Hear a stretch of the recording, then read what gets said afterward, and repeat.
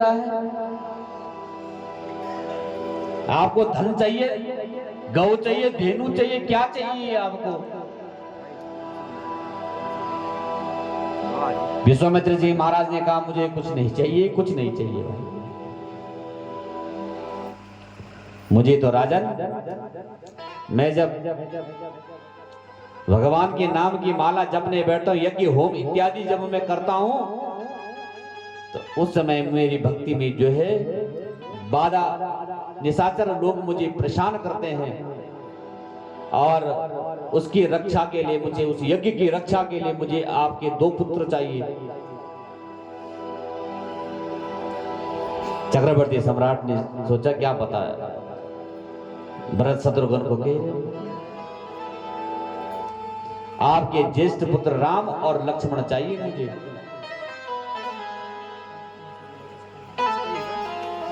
चक्रवर्ती सम्राट ने कहा गुरु महाराज ऐसा मत बोलो, राम तो मेरा प्राण है, राम जीवन, राम क्या है, प्राण है, राम नहीं है।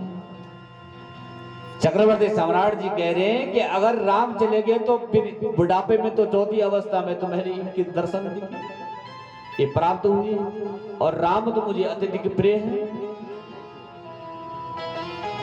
ऐसा करो गुरु महाराज, ये 2 छोटे बालक हैं इनको ले जाओ आप। विश्वामित्र जी महाराज ने कहा नहीं, ये नहीं चाहिए। मांगो भूमि देनु धन को सा, और धन दौलत की कमी है तो मैं वो भी पूरा कर देता, क्योंकि मैं तो राजा हूं, मेरा धर्म है, मैं क्षत्रिय हूं। रघुकुल की मर्यादा है नहीं, रघुकुल की रीत है, प्राण जाए पर वचन न जाए। आप चिंता मत करो, सब कुछ आपको प्राप्त हो जाएगा। लेकिन राम तो मेरे अभी अबोध है, राम अबोध है।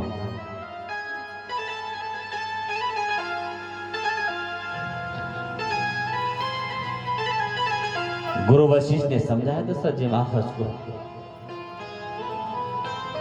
कि भेज दो, ये संत है, इन संतों के चरणों में भेज दो,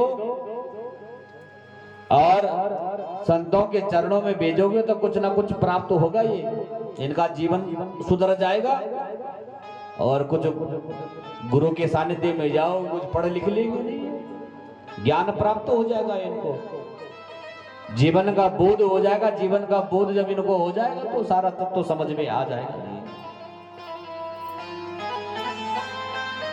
जीव तब तक गलती करता रहता है, तब तक गलती करता रहता है जब तक उसको अपना जीवन का बोध नहीं हुआ। जिस दिन जीव को मृत्यु का बोध हो जाता है, प्राणी को मृत्यु का जब उसको बोध हो जाता है, वो फिर गलत मार्ग में नहीं चलता है, और फिर भगवान राम जी के जैसा गंभीर हो जाता है। भगवान की तरह राम जी कैसे गंभीर हैं, सांवली सूरत मोहनी मूरत, कई सूरत है भगवान की, सांवली सूरत है। भगवान राम जी की छवि को देखते रहो तो ऐसा लगता है भगवान की छवि को देखते रहो, प्रेम है।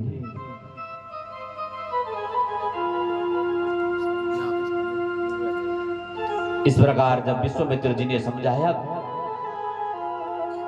दशरथ जी महाराज को समझाया कि महाराज गुरु के पास भेज दो, कोई तो गुरु है, इनका जीवन सुधर जाएगा और आगे भी हो जाएगा, कल्याण होगा। नहीं, गुरु के चरणों में जाओ, गुरु के शरण में जाओ, तो ज्ञान भी प्राप्त हो जाएगा और इनका जीवन धन्य हो जाएगा।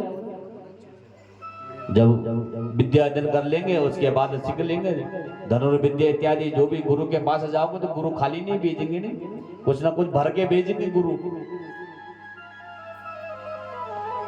तब दशरथ जी महाराज को समझाया, बहुत समझ आया दशरथ जी महाराज को। तब जाकर उनका हृदय, तब उन्होंने ले जाओ महाराज, आप गुरु, अब आपने मांग दिया तो हम मना भी नहीं कर सकते।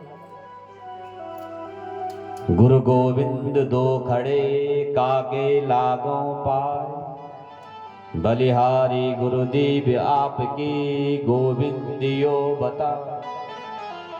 ओ हे